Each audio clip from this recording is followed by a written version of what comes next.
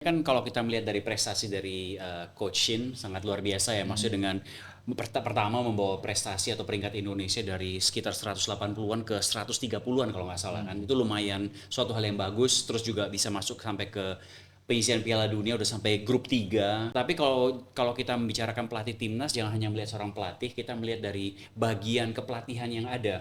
Orang nomor 2-nya Alex Pastor itu adalah seorang yang sangat dihargai, sangat direspek ya di negara Belanda. Kemudian ada juga Dani Lansat yang akan datang, terus pelatih fisiknya Raymond Verheyen, itu salah satu idola gue dari zaman kuliah dulu. Tapi katanya Coach Matt sempat ditawarin buat jadi tim kesehatannya di pimpinan baru Ya dia. itu suatu Gosip ini bener apa fakta? itu suatu Tapi Coach selama dia mau jadi tim fisioterapi timnas kurang lebih 6 tahun ya berarti ya. Iya. Cedera yang paling parah yang dialami oleh pemain bola yang pernah ditangani siapa dan apa? akhirnya yang kena bukan kaki ke bola, tapi kaki ke kepala.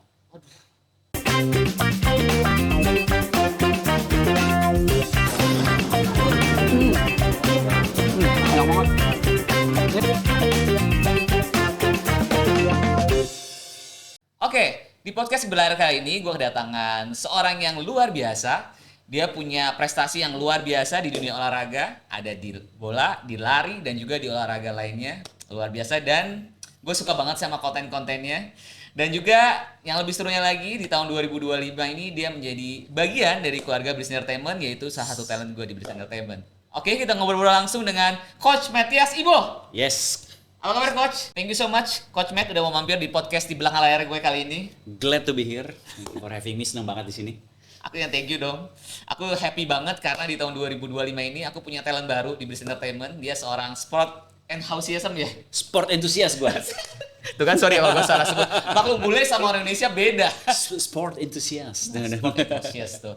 Dia seorang influencer yang luar biasa. Aku suka banget dengan konten-kontennya Coach Matt. Yuk. Makanya kebetulan berapa hari yang lalu, kebetulan kita udah kenal udah 2 tahun yang lalu ya Coach. Lumayan lama ya. Iya, tapi kebetulan Ada mutual friend juga soalnya kan. Iya, temennya Coach Matt itu teman kampus aku dulu dan juga selalu talent juga di Bliss Entertainment juga.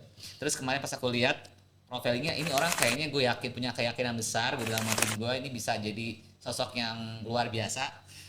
Dan menurut gue, sebenarnya kalau menurut gue di dunia entertainment itu atau seorang influencer itu dia harus bisa memberikan manfaat buat banyak Betul. orang. Dan gue melihat Coach Matt ini punya potensi itu dengan memberikan edukasi olahraga, terus juga menjadi bagian di belakang layar juga, sesuai dengan podcast gue di belakang layarnya timnas di zaman waktu Alfred Pada Riedel zaman ya. betul udah lama banget, 1 dekade lalu itu Iya, ya. dan Lebih ya. kita nonton semua ya teman-teman. Waktu itu kita sempat nobar bareng. Aku melihat, wah, nggak nyangka bisa jadi bagian dari keluarga kita ya sekarang ini. Yang dulu kita nonton, dia adalah seorang fisioterapi ya di situ ya, tim Iya, fisioterapi ya. fisioterapi, physical therapist, dan juga bagian dari fisik dari para pemain. Tuh, luar biasa. Jadi pemain-pemain timnas yang juara yang luar biasa itu di balik belakang layar ada seorang Coach Matt yang memperhatikan fisik kesehatannya. Bukan gitu Betul, Coach? sangat penting itu kan sebenarnya untuk supaya mereka bisa bermain full di lapangan. Yang penting nggak ada cederanya juga, jadi jaga nutrisinya cukup, tidurnya baik gitu ya. Of course kita kerja dalam satu tim ya Oke. dengan teman-teman lain. Luar biasa. Sebelum kita ngobrol profiling lebih banyak dengan seorang Coach Matt, sedikit nih gue minta pendapat sedikit aja dari seorang Coach Matt tentang yang sekarang lagi rame tentang pemecatan Sinteyong yang katanya diganti. Lu cabut dulu ya. Karena dia lama di bola, jadi kita korek-korek itu dulu ya. Pemecatan dari Sinteyong yang sekarang baru ya hari ini ya pulang ya ke Korea, digantikan dengan Patrick. Gue salah sebut lagi. Kluivert. Dia namanya Patrick Kluivert yang katanya banyak netizen yang bilang itu adalah awal kemunduran dari timnas. Menurut seorang Coach Matt pendapatnya gimana? Sebenarnya kan kalau kita melihat dari prestasi dari Coach Shin sangat luar biasa ya, maksudnya dengan pertama membawa prestasi atau peringkat Indonesia dari sekitar 180-an ke 130-an kalau nggak salah kan. Itu lumayan suatu hal yang bagus, terus juga bisa masuk sampai ke penyisian Piala Dunia udah sampai grup 3, kemudian juga kemarin juga di Olimpiade sampai satu langkah lagi gagal ya ke Paris ya, tapi ya udahlah nggak apa-apa. Coach Matt keren banget ke Paris kemarin. Dan yang dia lakukan masih dari pembinaan, terus membawa pemain, meramu, itu sangat baik. Nah, kalau misalnya kita membicarakan kemunduran timnas, itu terlalu dini untuk dibicarakan. Mengapa? Karena kita belum melihat kerjanya dari Patrick Kluivert.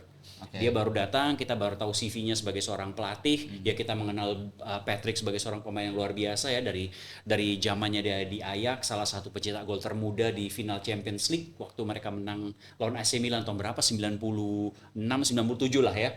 Jadi lumayan lah maksudnya dari sisi beliau.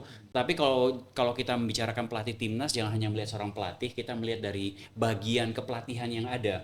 Orang nomor duanya Alex Pastor itu adalah seorang yang sangat dihargai, sangat direspek ya di negara Belanda karena kemampuan untuk memberikan strategi, memberikan kepelatihan, dia tahu pemain mana yang cocok di posisi mana. Jadi kemudian ada juga Dani Lansat yang akan datang, terus pelatih fisiknya Raymond Verheyen, itu salah satu idola gue dari zaman kuliah dulu. Memang dia salah satu orang yang membuka lembaran baru di dunia kepelatihan fisik, mengenalkan periodisasi dalam dunia olahraga. Jadi memang tuh kalau kita melihat dari timnya, strukturnya sangat bagus. Nah, bagaimana efeknya ke timnas Indonesia kita belum bisa tahu karena belum ada latihan bersama, belum ada uji coba. Jadi sebenarnya sebagai masyarakat kita sudah terbiasa dengan kualitas dari seorang coach Shin, sangat bagus. Ya udah, kita sampai di situ dulu. Sekarang kita masuk ke lembaran baru, jadi kita secara positif oke, kita terima aja coach Patrick ini. Kita lihat, kita berikan kesempatan, jangan langsung dikasih tahu wah ini kemunduran, karena kita nggak bisa bilang gitu juga. Siapa tahu justru lebih maju. We never know karena kan salah satu keuntungan dari Patrick Kluivert adalah bahwa pemain naturalisasi kita kan semuanya orang rata-rata dari Belanda. Dari kendala bahasa nggak ada lagi tuh, jadi dia bisa menjelaskan strategi, taktik, kepelatihan langsung dengan bahasa yang dikuasai oleh para pemain, dan itu sangat menguntungkan ya. Dari tugas dari penterjemah sangat penting, tapi ini kita coba melihat dari sisi positifnya dulu, karena kalau kita berpikir positif justru hasil akan positif. Kalau kita udah memberikan sesuatu yang negatif, malah hasilnya juga nggak baik, nanti ekspektasinya malah salah. Kalau itu menurut saya. Oke. Jadi buat para netizen, didoakan saja, disupport aja terus ya. Betul. Pasti semoga timnas makin maju mungkin dengan pemimpinan yang baru ya. Yang penting Garuda tetap di dada, kita dukung apapun itu, siapapun pelatihnya, siapapun pemainnya, Garuda tetap di dada, itu yang paling penting. Luar biasa, ini coach gua banget nih. Tapi katanya coach Matt sempat ditawarin buat jadi tim kesehatannya di pimpinan barunya. Ya itu suatu bener apa fakta? Itu suatu hal yang sangat menarik sih. Suatu Sabtu sore tiba-tiba HP-nya bunyi tangting DM WhatsApp tanya lu masuk timnas. Saya bilang gue nggak tahu justru kan. Tapi menarik sih karena sempat dibicarakan lagi, sempat namanya masuk.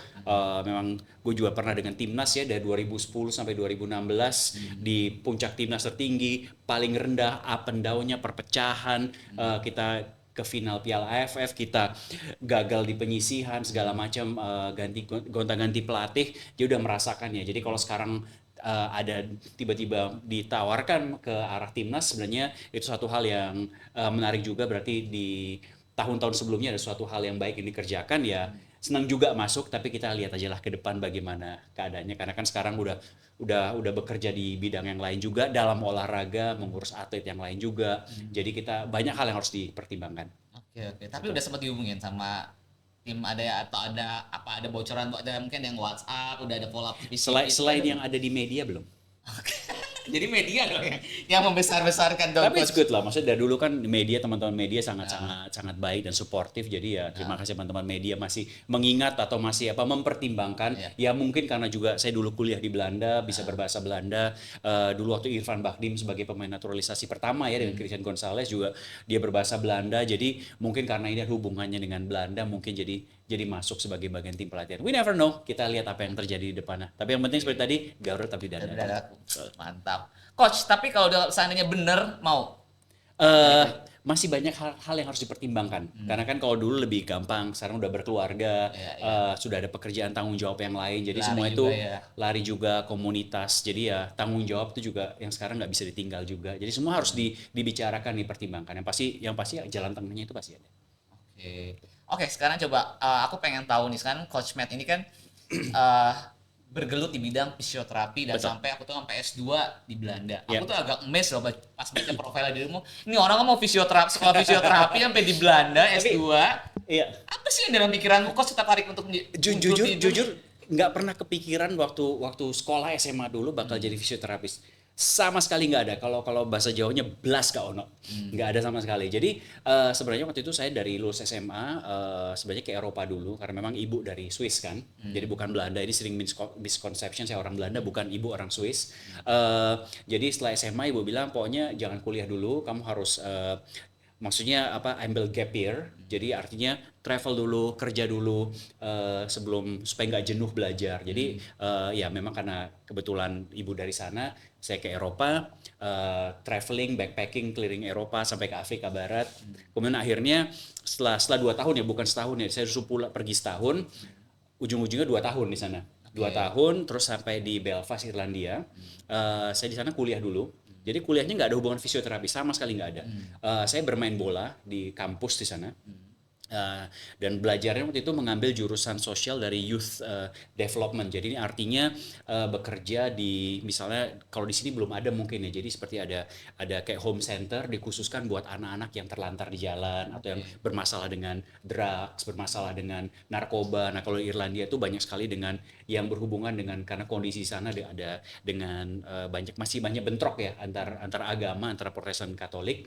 Jadi banyak sekali orang-orang yang bermasalah. Jadi saya berada di situ, jadi ada satu rumah, jadi anak-anak dari jalanan ini boleh masuk dalam rumah tersebut, mereka boleh main PS, mereka boleh main biliar, boleh main dart, ada board games, kita ngobrol, mereka boleh di situ ada minimarket kecilnya yang harganya juga sangat murah ya.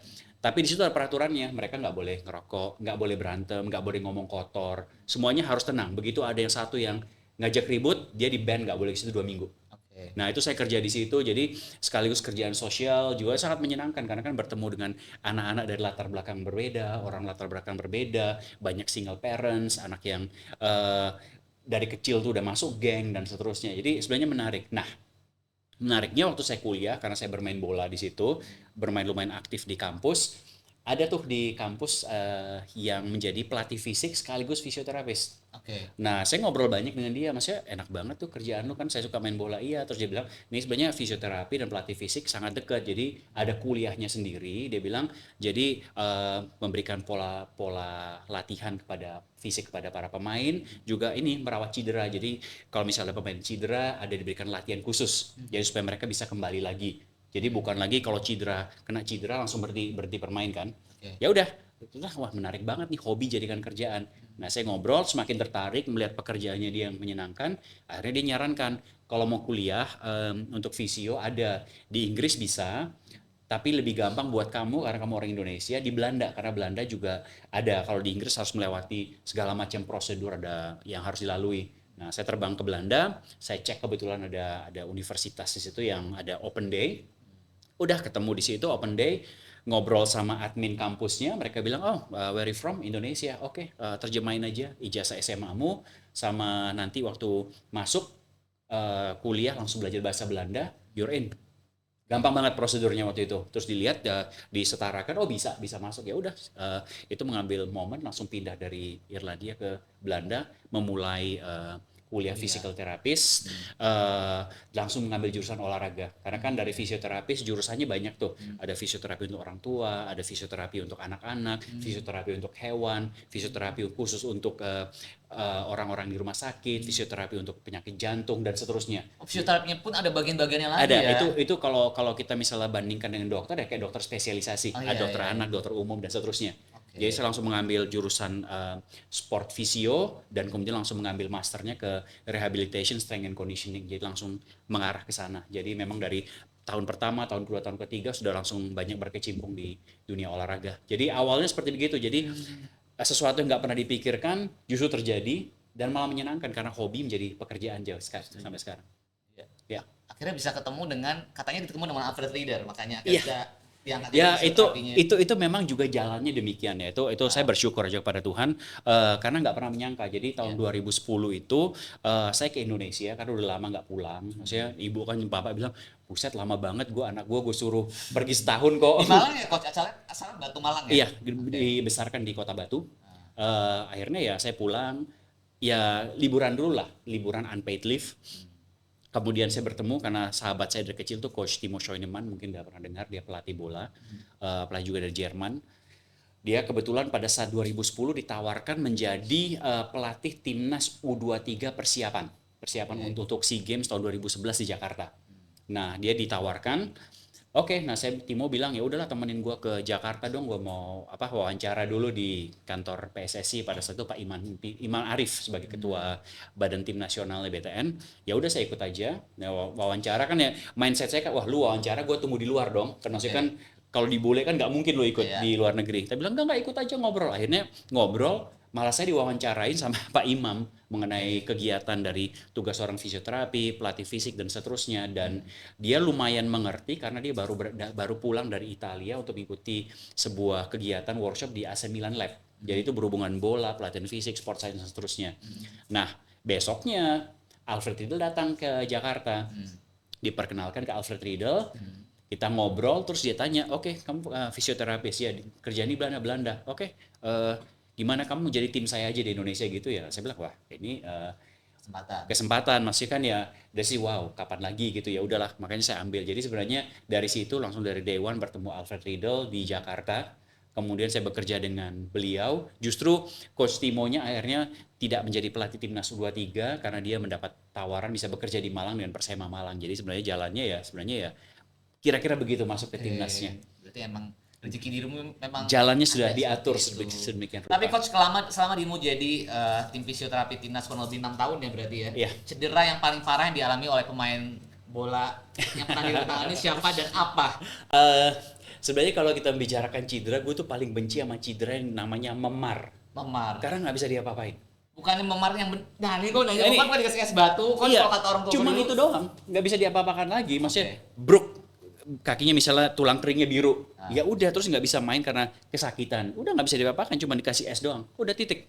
Ya, ya. Nah itu paling menyebalkan. Kalau kita mikiran wah ACL lah, meniskus lah, segala macam, wah itu lebih oke, kelihatannya lebih parah dan memang rehabilitasinya lebih panjang. Tapi paling nggak ada program. Oh ACL tuh di ligamen lutut. Nah itu kalau kena dioperasi itu 9 bulan out. Oke. Makanya kalau kita baca berita misalnya pemain bola lututnya terkena ACL out of for the season. Nah itu karena alasannya memang rehabilitasinya 9 bulan, udah titik, nggak bisa ditawar itu.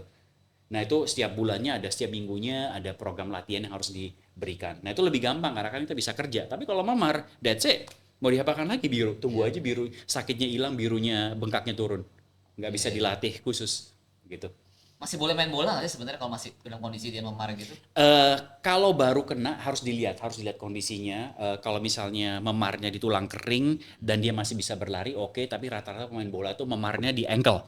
Memarnya di ankle karena kepelitek. Nah itu biasanya harus diistirahatkan. Dan ini yang sangat penting nih. Dan kalau kita kena di ankle itu paling enggak, ini juga buat masyarakat umum ya. Kalau mau cepet beres, kita jalan dengan tongkat penyangga 3-4 hari. Mau nggak mau? Karena ada beban di kaki. Harus pakai tongkat penyangga. Kalau mau cepat beres, pakai tongkat penyangga. Kan misalnya gini, kita bandingkan. Kalau misalnya siku saya kena dek, sakit kan? Tapi kan kalau jalan aman bisa taruh di samping, nggak mengganggu. Tapi kalau ankle-nya yang kena bengkak sakit, setiap kali kita melangkah itu ada pressure, tekanan di kaki, dan itu Makin parah.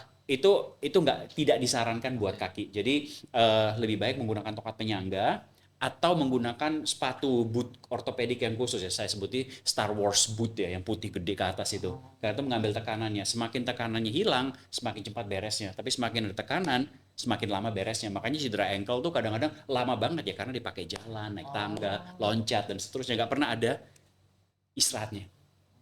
Simple tuh, simple. Cuman rata-rata orang-orang malu kalau suruh pakai tongkat penyangga kan. Iya, dan aku pernah di momen kayak gitu juga lagi yang kalau aku pernah gitu aku terpaksa pakai sepatu aja terusnya nggak semu-semu. Iya. Nah aku terus panggil tukang urut, katanya dikasih beras sama itu katanya supaya bener kos ini bener sebenarnya. Nggak diasepin sekaligus gantung terbalik gitu. Udah pernah Katanya loh. iya waktu itu. Kos bedanya tukang urut sama fisioterapi apa kos nih? Biar orang nggak pada salah kaprah atau mau pijat ketak-ketak tuh yang Nggak, gini. apa bedanya? Sebenarnya dari profesinya aja udah beda ya. Maksudnya kalau kita fisioterapi sebenarnya membutuhkan sport nurse atau tukang urut juga. Jadi nggak bisa disalahkan juga. Akan tetapi kalau dari penanganan cedera itu memang harus berhati-hati. Nah salah satu halnya kalau kita mengalami cedera yang berhubungan dengan memar itu nggak boleh diurut. Oh gitu. Nggak boleh, itu sebenarnya hands off, itu udah titik selesai. Jadi sebenarnya kan gini. Dikasih beras kayak gitu yang waktu itu berarti salah tuh coach. Nggak tahu kenapa dikasih beras ya. Sama tukang urut aku waktu itu dulu zaman kuliah tuh. Terus Didukunin juga gitu. Sebenarnya enggak. Mengapa nggak boleh gini. Jadi kalau sebenarnya contoh gini, kita jatuh dari sepeda motor, luka, berdarah. Pijet nggak lukanya? Enggak, karena itu berdarah Luka. dan kita bersihkan, kita tutup kan. Nah, ini persis sama halnya dengan memar. Nah, kalau memar itu ada luka tidak tertutup. Jadi sebenarnya di bawah kulit itu udah ada jaringan yang rusak. Oke. Udah rusak, birunya itu sebenarnya ada darah yang mengumpul di situ kan. Nah, mengumpul. Nah, kalau kita tekan, itu sebenarnya merusak jaringan yang di bawah, membuat lukanya semakin parah. Memang setelah 5-10 menit enakan. Iya betul, karena tubuh kita itu memiliki kapasitas untuk menghasilkan obat bius atau bius dalam tubuh. Bilang, buset ini sakit banget. Dia langsung keluarkan endorfinnya sendiri, dia keluarkan anti pain-nya, udah rasa sakitnya hilang. Tapi begitu habis, sakitnya lebih parah lagi. Jadi sebenarnya tidak disarankan karena justru efeknya bukan saat itu tapi jangka panjangnya tidak baik. Gitu. Kalau mau di massage boleh, tapi jangan di bagian yang sakit. Jadi misalnya bengkaknya di sini nih. Kalau kita mau massage ya di bawahnya atau di atasnya. Jadi bukan di bagian yang sakitnya. Jadi kalau sebenarnya coach, kalau misalnya kita bermasalah dengan salah urat, salah gitu, sebenarnya ke fisioterapi apa ke tukang urut coach? Sebenarnya dicek terlebih dahulu masalahnya apa. Kalau memang ada kerusakan otot atau kerusakan ligamen atau kerusakan struktur, ya kita ke fisioterapi atau ke dokter terlebih dahulu. Tapi kalau memang hanya setelah diperiksa, oh enggak ini cuman tight aja atau tegang, ya udah dimasas nggak apa-apa. Selama kalau kecuali yang tadi tuh, kalau ada yang bagian lukanya atau memarnya itu dihindari, bagian lainnya nggak apa-apa. Oke. Menurut Coach Matt sebenarnya kita suka banyak lihat kan banyak di konten-konten tuh yang pijetnya ditarik-tarik, ketak-ketak itu boleh nggak sih Coach dari sisi fisioterapi menurut dirimu? Tidak boleh deh gini nih, krek-krek gini. Sebenarnya kalau kita krek tangan kayak sekarang gini misalnya gini, ini sebenarnya nggak ada masalah sama sekali karena kan sebenarnya yang keluar itu adalah udara atau gas ya. Jadi no problem lah. Selama dikrek nggak sakit nggak apa-apa. Tetapi kalau misalnya kita melihat kayak di konten sosial media gitu, kita harus tahu dulu itu dilakukan karena apa. Jadi kan memang ada assessment dulu nih. Dicek, oh memang kalau dari sisi chiropractor ada, dari fisioterapi, manual terapis juga bisa untuk melakukan sedikit apa namanya, kalau itu namanya traction ya, traction translation. Jadi crack dicari apa namanya supaya sendinya bergerak. Sebenarnya kalau assessmentnya benar, tahu masalahnya apa, nggak apa-apa. Yang menjadi masalah ketika asal-asalan aja ditarik kanan kiri. Jadi sebenarnya kalau teman-teman melihatnya di konten media sosial, berhati-hati karena harus lihat dulu ini sebenarnya alasan yang dikretek ya bahasanya, ini kenapa nih, masalahnya apa. Jadi nggak langsung wah gue pengen mau juga, apalagi kalau berhubungan leher. Leher tuh no joke, salah gerak sedikit patah, that's it, bertemu dengan Tuhan lebih cepat kan jadinya, nggak lucu juga gitu. Karena semua saraf berkumpul di leher ya Coach ya. Betul sebenarnya sangat mudah kan. Di sini kan ada tingkatannya, kita tuh ruas tulang belakang tuh ada 33, 34. Nah setiap ruas tuh ada syarafnya yang mengendalikan bagian tubuh. Jadi misalnya kalau misalnya kita ada, waduh gua bangun pagi kesemutan nih di ujung kaki dan di betis. Nah kita tahu misalnya, oh itu ruas nomor L5 dengan S1. Kita tahu bagian situ syarafnya yang bermasalah. Kalau misalnya tangan kita kesemutan di sini, oh kita tahu mungkin di leher. Orang yang biasanya serangan jantung, gejala, wah di sini kok ada kesemutannya di bagian kiri pinggir tangan ini. Nah ini syaraf dan dia keluarnya dari bagian C4 C5. Itu bagian apa namanya, ruas tulang belakang leher atas. Nah, that's why kalau orang di sini dia patah tulang lehernya di nomor 5, dia mungkin masih lumpuh seumur hidup. Tapi kalau patahnya di atas C4, dia meninggal. Mengapa? Karena syaraf yang mengendalikan jantung, mengendalikan paru-paru terhambat. Ya nggak ada informasi lagi, jantungnya bilang oke, bye. Gitu. Jadi memang harus berhati-hati kalau mau mengkretek teman-teman atau mau melakukan sendiri nggak ada dasarnya. Jangan main-main dengan leher. Ini serius, sudah terlalu banyak berita bahwa ada orang yang bermasalah. Kadang-kadang di barber juga kan ditarik, kita lihat ada yang tiba-tiba jatuh, paralyzed gitu. Hati-hati sekali. Oke, ini edukasi buat teman-teman juga nih, buat penonton podcast kita juga. Jadi ini edukasi yang luar biasa dari Coach Matt ya. Untuk masalah leher, jadi kalian jangan main-main, jadi benar-benar harus benar-benar diperhatikan ya Coach ya. Kecuali mau ketemu Tuhan lebih dekat, silakan. Siapa yang larang? Jangan. Hati-hati. Kecuali memang orang itu sudah berpengalaman di bidangnya, dia mengetahui apa yang dilakukan dan melakukan assessment terlebih dahulu. Itu sangat penting. Maksud dalam pekerjaan saya, misalnya bro datang nih dengan cedera, ya sebelum saya memberikan terapi atau rehabilitasi atau latihan fisik, ya saya lihat dulu nih kondisinya bagaimana. Tingkatannya apa dulu yang perlu dikerjakan, nomor 1, step 1, step 2, step 3 gitu. Jadi nggak langsung bruk gitu. Oke. Tapi Coach, pemain bola yang paling parah yang pernah Coach hadapi kondisi perfisioterapian siapa dan apa Coach? Memar tadi itu? Memar itu paling menyebalkan, tapi kalau Paling misalnya parah. yang paling parah ya, kita nggak usah nyebutkan nama ya, nanti jangan nyebutkan nama, tapi kalau buat saya paling parah ketika bermain bola ini dalam satu pertandingan 2012-2013 kita berhadapan dengan salah satu tim, dia kiper udah gitu aja, dia mau mengambil bola, 50-50 dengan striker. Nah, dia mau ngambil bola nggak salah supaya nggak masuk gawang. Strikernya datang, dia mau golin nggak salah juga, kakinya lurus. Nah, akhirnya yang kena bukan kaki ke bola, tapi kaki ke kepala. Kaki ke kepala. Nah itu ya nggak ada yang salah, karena kan sama satunya mau nyelamatin, satu mau nangkap bola, satu bikin gol. Jadi itu unfortunate. Nah, prit kan saya lari ke lapangan, begitu saya sampai dia cuma bilang gini, bagian kiri nggak, I don't feel my left hand side, gue nggak ngerasa bagian kiri ini katanya. Ya udah langsung aduh nggak kerasa bagian kiri, pertama langsung mikir aduh apaan nih, berarti kan posisinya itu kalau kita jatuh ya, nanti kita bahas setelah ini, karena posisinya di kepala, dalam posisi dia terjatuh nggak boleh kita angkat kanan kiri, dibiarkan terlebih dahulu. Yang saya jelaskan mengapa. Dilihat, waduh, langsung saya cek, waduh, nggak bisa kerasa bagian kiri. Leher dong ini kena. Langsung keluar ada lehernya, mungkin kena patah lah atau ada yang bermasalah. Karena kalau nggak bisa, itu kan tadi kan lumpuh kan. Nah dicek, nggak ada masalah sama sekali, pelan-pelan dia dapat. Terus saya megang kepalanya, karena kan nggak mungkin bisa paralyze gitu. Begitu saya di kepalanya, tiba-tiba jempol ini masuk nih, tuk, di bagian atas sini. Jempolnya masuk di kepalanya. Jadi pullnya itu kena di kepala dan mematahkan bagian ini. Jadi tulangnya itu tek ke bawah ini. Jadi ada lubang, cuman nggak berdarah karena apa namanya benar-benar di tulangnya. Ya udah dia nggak bisa bermain, dipanggil ambulans ke lapangan, dibawa ke rumah sakit. Dokternya bilang he's very lucky karena itu ini luar negeri, 2 milimeter itu menyentuh otaknya. Kalau itu kena bisa lebih serius. Ya udah akhirnya di kepalanya dioperasi, dijahit di sini. Udah. Sekarang masih bermain lagi dia, masih bermain udah hampir pensiun. Berapa lama tuh coach penyembuhannya? Pulih total. Kalau pulih total yang pertama kan karena ini operasi kepala lumayan serius, jadi ya harus ditunggu sampai benar-benar sembuh lukanya. Itu paling penting supaya nggak ada infeksi. Yang kedua, dalam 2 tahun pertama dia harus bermain dengan helm. Mungkin masih ingat waktu Petr Cech pernah di Chelsea, dia bermain dengan kayak helm khusus. Nah itu dia harus bermain dengan helm itu supaya menghindari terjadinya benturan.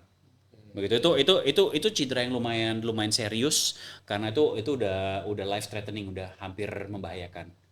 Satu. Nah yang kedua tadi si janji, kalau pemain kena kepala terus jatuh nggak bergerak, itu kita nggak boleh angkat. Kita kan kebiasaan di sini kalau lihat orang bisa langsung digotong. Di luar aja ada motor tabrakan, bruk, orang jatuh nggak bergerak udah digotong rame-rame. Nah itu justru kadang dalam kondisi itu cedera lebih banyak terjadi. Jadi misalnya, apalagi kepala ya, kalau jatuh nggak bisa bergerak, kita cek dulu nih. Kalau misalnya ada patah sedikit, kita tarik terus bunyi kretek, kan repot juga. Jadi harus dicek terlebih dahulu, kondisinya aman, kondisinya stabil, baru kemudian bisa kita pindahkan. Itu matters untuk rehabilitasi berikutnya atau penanganan berikutnya, gitu. Tapi itu yang paling parah sih kalau dari lapangan. Jadi karena ya udah kita nggak bisa ngapa-ngapain lagi, harus diganti, panggil ambulans. Pastikan dia di rumah sakit, pastikan dia mendapat penanganan langsung. Oke, sekarang tadi kita bicara tentang coach match pas di bola, dan sekarang nih kenapa akhirnya pindah ke lari, dan sekarang kita lihat Coach Matt ini udah aktif nih dengan konten-kontennya, konten lari, dan kita lihat ini piala-pialanya. Coach boleh dijelasin nggak ini piala apa? Boleh. Medali. Dan ini banyak medali di sini. Boleh jelasin nggak Coach ini medali apa aja nih? Sure. Jadi memang ke lari itu kan memang udah hobi dari dulu kan, untuk melatih. Satu itu juga olahraga yang paling mudah dilakukan untuk menjaga kondisi fisik. Jadi kemudian karena saya suka dunia olahraga, bola pada sudah 2016 udah selesai, kemudian udah mulai terlibat dengan komunitas-komunitas lari, dengan salah satu brand Indonesia juga kita mulai dengan salah satu program larinya, antara edukasi ke sekolahan, ke komunitas, kita mulai berputar untuk memberikan arahan mengenai lari yang baik dan benar. Akhirnya kan terlibat juga kan, kalau kita memberikan suatu arahan kita lebih baik terlibat di dalamnya. Jadi untuk mengetahui enak atau enggaknya. Nah, karena saya suka lari ya ikut. Nah, di sini ini sebenarnya sebagai seorang pelari kan kita tahu nih sekarang banyak event-event lari. Nah, kita ikut nih. Tapi kalau dalam dunia lari kan ada 5, ada 10, ada half marathon, ada maraton. Nah akhirnya kalau sudah sampai tingkatan maraton, kita biasa punya target nih. Wah, lu mau ikut lari di mana? Gue mau ikut lari di kota A. Lu mau lari? Wah, gue ikut lari di negara A. Nah, tetapi dalam dunia lari, setelah kita mulai lama dan udah bisa lari maratonnya, kita mulai target nih. Wah, apa sih yang gede itu? Oh, World Major Marathon namanya. Ya. Jadi itu ada 6 kota di dunia, itu ada New York, ada Chicago, ada London, ada Tokyo, ada Berlin, dan puncaknya adalah Boston. Itu top of the pyramid buat para pelari untuk bisa lari di Boston. Nah, tahun ini memang ada yang ketujuh bulan Agustus, jadi saya bakal ikut juga. Nah, World Major Marathon ini ada namanya, itu dikenal juga dengan Six Stars. Jadi kalau mengikuti London lulus one star, Berlin lulus 2 star, Tokyo lulus 3 star, dan seterusnya sampai kita menyelesaikan 6-nya. Jadi nanti dengan Sydney bakal 7 stars kan. Nah, itu sebenarnya target yang saya kejar. Wah, gue harus mencoba nih, karena kalau kita punya target kita pasti kejar. Kalau nggak ada target biasanya ya udah seadanya gitu kan. Nah, saya udah menyelesaikan ke-6-6-nya, makanya dapat medali khusus nih. Itu medali apa tuh, Coach? Ini World Major Marathon Medal. Jadi ini melambangkan 6 kota yang udah lari. Jadi ada New York, ada Chicago, ada Berlin, ada London, ada Boston dengan Tokyo. Itu semua diri berarti udah lewatin semua Udah. tuh. Dan di Indonesia itu baru ada sekitar 100 berapa, 114-an lah ya. Nah, itu coba dicek ya, nggak yakin karena datanya, tapi baru segelintir orang jadi bisa menyelesaikan ini. Jadi ini salah satu medali kebanggaan. Nanti di Agustus dapat 7 Sydney. Jadi tapi nggak dapat 7 lagi, nanti ada 9. Jadi yang 8-9 belum keluar kotanya di mana. Jadi akan dapat medali baru. Jadi target baru sampai 4 tahun ke depan lah. Ini yang pertama. Nah, kalau yang berikutnya ini adalah Boston. Jadi ini sebenarnya medali yang dicari-cari. Ini Boston Athletic Association, jadi Boston Marathon. Ini yang dulu pernah ada kasus bom itu beberapa tahun lalu. Ini top of the pyramid. Jadi punya satu ini udah bahagia. Ada yang mau mengikuti setiap tahun? No. Kalau buat saya sih satu kota, satu maraton udah cukup. Karena suka traveling, jadi alasan ke kota-kota lain. Nah, kemudian yang berikutnya ini sebenarnya special ini. Ini adalah Guinness World Records. Medali untuk muri pelari. Kalau di Indonesia. Muri. Jadi mendapatkan ini sebenarnya ini salah satu sisi positif dari COVID ya. Jadi kan waktu COVID kan event lari nggak ada. Maksudnya apalagi kan itu kan ya kita kan close contact banget, terus nafasnya kenceng, itu apa namanya, wah di mana-mana lah itu ya, bisa kejangkitan. Nah, tahun 2023 ya 2022 sorry. 2023 saya mengikuti Tokyo Marathon. Nah, di Tokyo Marathon itu karena sempat 2-3 tahun abstain dari lari maraton, akhirnya banyak sekali pelari-pelari yang sudah mendapatkan 5 star, termasuk saya, tinggal harus menyelesaikan satu lagi. Jadi saya mendapatkan 6 starnya di Tokyo. Nah, akhirnya karena begitu banyak pelari dalam satu event yang mendapatkan 6 starsnya ini, akhirnya ini ada event, jadi lebih dari 3.000 pelari mendapatkannya di satu event, maka itu akhirnya jadi masuk ke Guinness World Record, jadi dapat juga lumayan. Jadi menjadi bagian dari 3.000 peserta yang mendapatkan 6 stars medal dalam satu event. Jadi lumayan asik. Ini salah satu favorite lah. Ya saya biasanya nggak ngumpulkan atau taruh medali di tembok, tapi tiga ini favorit saya. Jadi udah. Karena ini buat mendapatkannya juga perlu perjuangan yang luar biasa. Perjuangan luar biasa. Ini pertama kali yang saya ikuti 2016, seharusnya tahun 2020 itu selesai. Ya karena COVID jadi ketunda sampai 2023. Tapi it's okay lah, no problem at all. Kenapa happy banget dalam berlari, Coach? Gue seneng banget dalam berlari karena pertama tuh kan lari itu bisa dilakukan di mana saja, kapan saja, dan itu olahraga yang paling mudah. Yang kedua, berlari itu kalau berlari itu sebenarnya distressing ya, bukan distressing, membuat stres berkurang lah. Jadi bisa lari, bisa seneng, terus komunitas, ketemu, ngobrol, plus bonusnya sehat, dan kalau saya sih bonusnya jalan-jalan. Bonusnya jalan-jalan, makanya senang banget, dan kemudian akhirnya tubuh terbiasa melakukannya ya. Karena kan apalagi kan kalau misalnya kita katakanlah nge-gym, ya udah kita ke studio gym, kita lakukan olahraga di situ, that's it. Tapi misalnya kita keluar kota, karena waktu itu kan juga kerjaan juga kesini dan kemari kan, jadi nggak semua hotel ada gymnya, nggak semua tempat kita bisa masuk sebagai member. Jadi kalau lari itu ya bisa keluar udah lari di sekitaran situ atau ke taman. Itu yang kedua, apalagi kalau kita keluar kota berlari itu juga kita bisa sebenarnya survei kotanya sedikit juga. Jadi lari kemana gitu 10 km udah muter dapat jalanan banyak kan. Kita lihat peta dulu nih di mana enaknya, oh ini bisa ke pantai, oh ini ada ke park, oh ini ke arah central districtnya gitu. Kita lihat, oh nanti mau ke sana lagi buat foto atau buat makan, buat apa gitu. Jadi sebenarnya sangat relaxing untuk berlari, makanya saya senang. Iya. Dan sekarang memang kalau aku lihat hampir semua orang nih pada ikut-ikutan FOMO lari. Betul. Menurut Coach Matt kira-kira lari ini bakal terus-terusan ada? Apa hanya sementara kalau kita lihat sepedaan kan sekarang tiba-tiba udah hilang Betul. di sepeda. Tapi kalau lari kuliah tuh panjang banget. Apa akan sepanjang itu orang pada olahraga lari? Kalau sepeda kayaknya karena lalu lintas kita juga semakin padat ya, jadi Iya semakin berbahaya juga. Maksudnya kan kalau kita keluar dulu waktu Covid jam 6 jam 7 masih enak lenggang, jam setengah 6 pagi udah rame. Jadi lebih banyak yang menghindari sepedaan karena safety kan. Iya. Ya nggak salah juga, itu baru pentingnya. Tapi kalau kita berlari memang saya rasa ini nggak akan hilang olahraganya. Dulu waktu saya zaman timnas yang berlari juga sudah banyak. Sekarang anak-anak baru juga mulai bermunculan berlari, banyak sekali komunitas-komunitas lari yang baru yang muncul.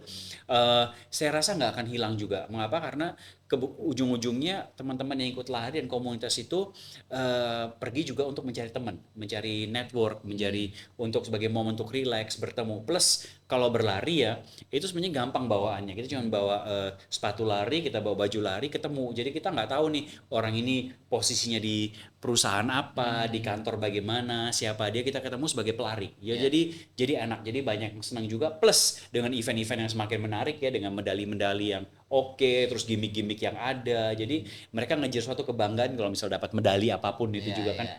Gue menyelesaikan suatu targetnya apalagi gitu. Tapi bener nggak Coach, kalau emang lari semua orang hampir semua orang bisa melakukannya. Kalau kayak bola kan perlu latihan, volley atau olahraga kan perlu latihan. Tapi kalau lari semua orang bisa, apa harus ada trik-trik khusus yang harus dilakukan sebenarnya? Yang pertama, semua orang bisa. Oke. Yang kedua, kita butuh kemauan untuk melakukannya.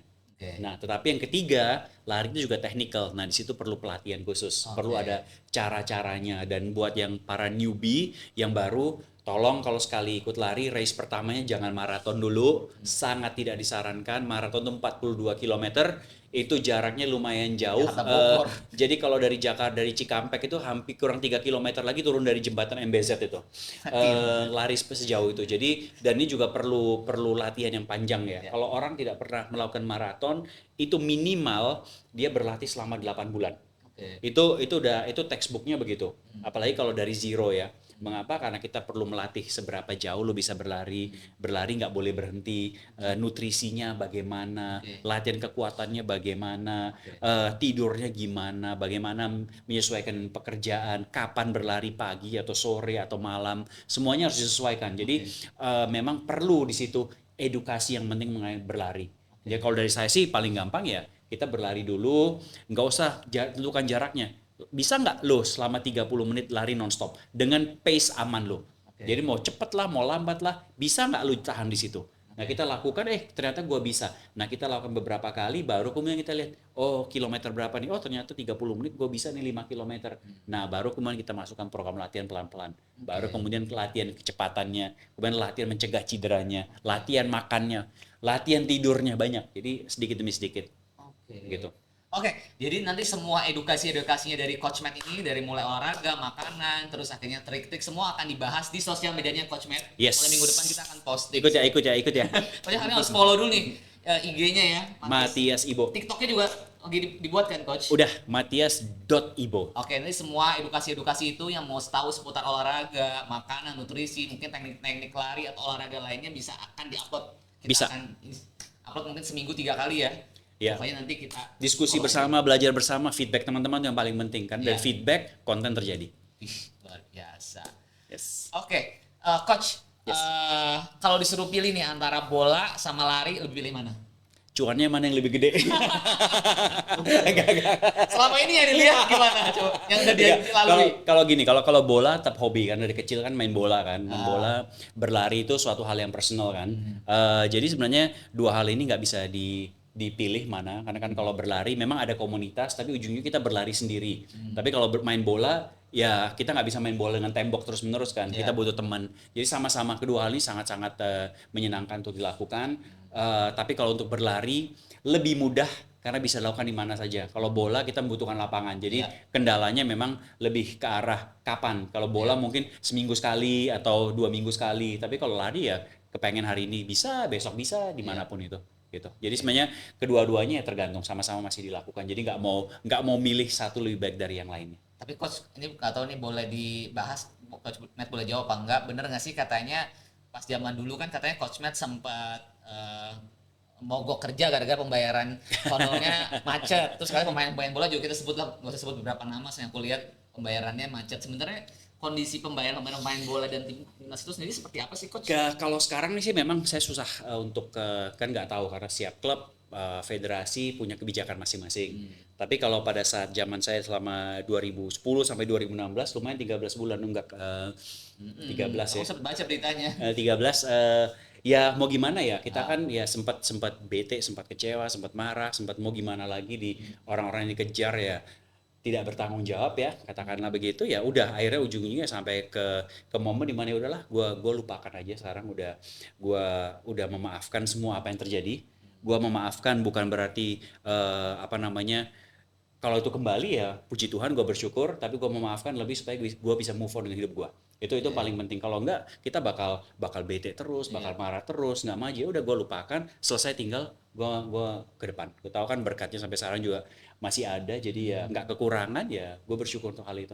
Tapi sampai sekarang berarti belum lunas pembayaran coach Matt? Belum, makanya gue bilang tadi kalau misalnya kembali suatu saat saya bersyukur, kalau enggak ya udah it's okay. Udah gitu aja paling gampang. Kalau enggak, kita bakal akar pahit terus ya bahasanya. Iya, pantasnya nih coach. Aduh, ini bener nggak pemikiran gue banyak. Banyak kan sekarang banyak pemain bola terkenal pada jadi artis, pada jadi endorse. Kayaknya duitnya lebih gedean di situ ya coach ya. Bener nggak? Bisa, tapi itu mungkin juga pilihan mereka dan mungkin berbakat juga di bidang itu ya ke arah sana. Ya, Tapi kan memang kalau dari sisi olahraga ya kita memang harus pinter-pinter dalam mengatur keuangan didapatkan karena sekali lagi kalau kita menjadi atlet atau teman-teman menjadi atlet itu hidupnya pendek nggak panjang.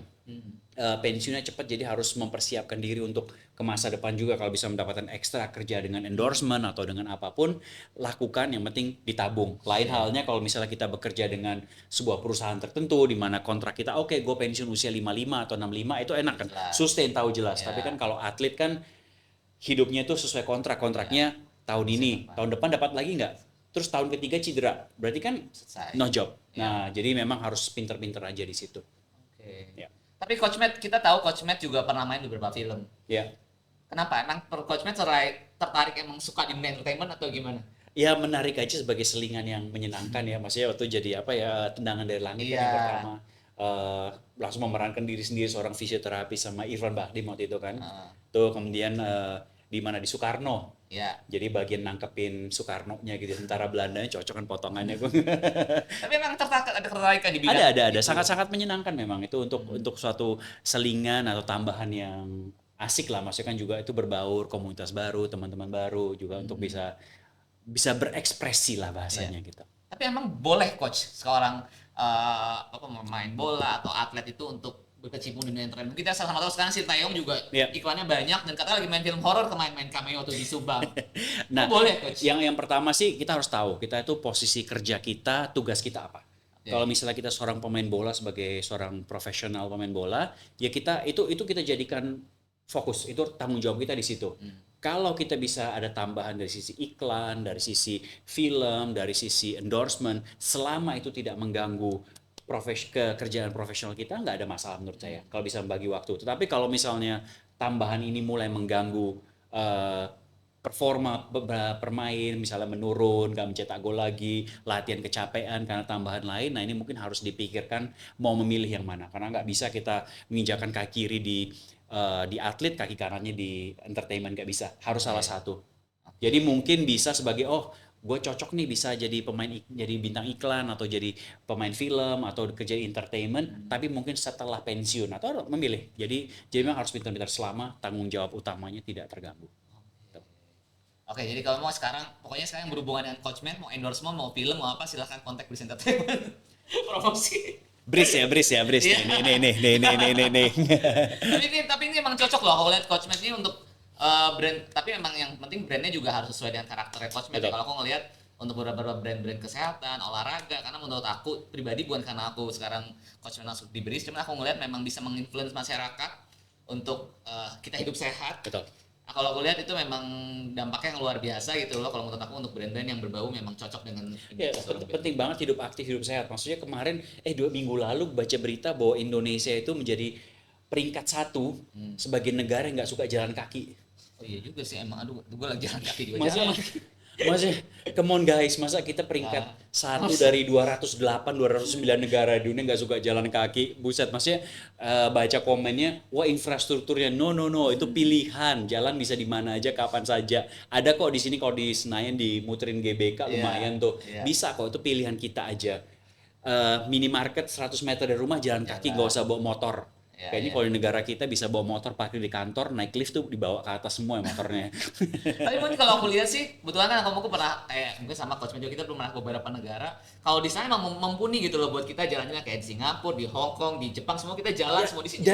Dan itu menarik loh, maksudnya kalau dari teman-teman atau orang-orang misalnya, wah gue ke Tokyo, kenapa? Wah di sana jalan kaki capek, gue hari ini dapat minimal 20.000 langkah. Tapi nggak ada satupun yang pernah komplain mengenai jalan kaki itu. Mengapa? Karena tubuhnya seneng untuk diajak jalan aktif lah. Kita punya otot begitu banyak kan, tugasnya itu untuk beraktivitas, berjalan. Jadi bilang capek sih capek, tapi wah tapi enak banget gue di Jepang, gue turun 2 kilo, gue setiap hari jalan 20.000 langkah. Nggak ada yang pernah waduh gila benci banget gue jalan kaki, nggak ada, semuanya senang. Secapek-capeknya orang berjalan, berlari, berolahraga, nggak ada yang pernah komplain menyebalkan, selalu mukanya senang, happy gitu. Nah itu tujuan hidup sehat aktif dari situ. Tapi aku juga ngerasa begitu coach, begitu aku pernah kan ke Jepang, ke Korea, ke Singapura, semua aku jam motor pasti jalan atau itu happy sejalan. Tapi kalau di Indonesia tuh kalau menurut aku ya, tapi jangan bully aku. Cuman aku kalau ngerasa di Indonesia itu jalan dikit tuh polusinya di mana-mana. Itu dikeliling dinding, jadi kita nggak nyaman sebagai pejalan pernah kaki. ditabrak di trotoar belum? Gue udah pernah. Tapi tetap aja gue jalan. Ditabrak ke motor di trotoar, yang bete motornya yang nabrak, kan bingung nih, Pak ini trotoar Pak, tempatnya manusia jalan. Terus bete bilang ya hati-hati dong lo kan harusnya di situ yang ada aspalnya. Bener, motor tuh bener-bener masuk ke trotoar tuh nggak banyak semua banget motor, tetapi jadi stereotype juga gitu akhirnya kan. Tapi menurut aku itu yang membuat kita sebagai Indonesia itu yang membuat males untuk jalan kaki. Itu sih coach. Kalau polusi memang kita di Jakarta ya kita nggak punya pilihan lain ya. Mau gimana tapi itu sebenarnya ya kita jangan seperti tadi itu kita jadikan pilihan, jadikan alasan wah polusi gua nggak mau jalan. Ya kan kita masih kalau bangun pagi misalnya jam 5 gitu kan, itu jam 6 itu udara masih oke di luar, motor mobil kendaraan bermotor belum banyak, rata-rata di kompleks perumahan juga masih sepi, ya kita jalan aja di situ. Kalau memang kita ujungnya ke jalan raya, iya betul. Tapi kan kalau di daerah sekitar rumah rata-rata di apartemen juga bisa. Kalau di apartemen dulu maksudnya pasti ada tempat bisa jalan, muterin. Itu kan pilihan jatuhnya. Pilihan. Kalau kita mau. Gitu. Oke, setuju. Coach Matt, kedepannya targetnya mau melakukan apa di waktu dekat? Kalau saya sih ngejar 7 star ya. Jadi menjadi salah satu dari beberapa teman yang juga ikut di Sydney Marathon. Jadi itu edisi pertama dari World Major Marathon di Sydney. Wow. Jadi itu 31 Agustus tahun ini, jadi persiapannya ke sana. Itu tiap hari lari jalan tiap hari dong coach? Enggak, kalau lari nggak boleh tiap hari. Paling nggak minimal 4 kali atau 5 kali seminggu, sisanya ada strength training dan harus 1 hari rest ya. Tuhan ciptakan dunia dalam 7 hari, 1 harinya dia nggak kerja, masa kita mau 7 hari kerja kan ngelangkahin gitu kan. Nggak bisa juga. Jadi targetnya itu 31 Agustus, nanti ada maraton lagi di Halong Bay bulan November. Itu rame-rame sama teman-teman komunitas kita ke sana lari maraton, ada yang 10, ada yang 21, sekaligus jalan-jalan lah rame-rame. Itu seru aja nanti akhir November. Kemudian sekarang ikut dengan tim renang Indonesia, menjadi bagian dari tim itu untuk mempersiapkan beberapa perenang untuk SEA Games di Thailand akhir Desember. Tim fisioterapinya renang nih jadi sekarang. Jadi bagian dari kan olahraga. Jadi kita melihat sesuai kebutuhan, lari, sepak bola, kemarin juga di Olimpik kan dengan beberapa cabang, menjadi bagian dari sejarah Indonesia 2 medali emas di luar badminton ya. Jadi itu menjadi suatu kebanggaan juga. Jadi ya memang targetnya tahun ini masih 3 itu, yang lainnya kita bekerja ya, dan ini do the best with Breeze Entertainment. Jadi endorsement syuting masih ready dong coach? Masih. Siap. Selama jatuhnya kita sesuaikan. Sampai tumpah, gue saking excited sampai. Oke, Coach Matt, thank you banget. Thank you banget udah mampir di podcast Belah Layar kali ini. Seru banget, banyak edukasi yang bisa kita dapat juga. Terus juga thank you banget jadi to be a part of Breeze Entertainment. Dengan senang hati, thank you for having me. Thank you. Moga-moga kita bisa bekerja sama dengan baik, dan yang pasti semoga selalu sehat ya. Pasti. Selalu sehat dan selalu bisa jadi berkat dan manfaat buat banyak orang. Amin. Oke. Let's do this. Oke, thank you so much buat yang nonton podcast gue. Dan kalian bisa nonton semua podcast kita ini Podcast Bang Lari bisa ditonton di semua penerbangannya Batik Air, Lion Air, cuma di aplikasi Tripper pastinya. Dan pasti kalian juga bisa nonton konten kita yang lain. Ada Mabar, masak makan bareng, dan juga Monolog with Rizky Blis yang selalu memberikan edukasi tentang dunia entertainment pastinya. Thank you so much. Bye-bye. Bye.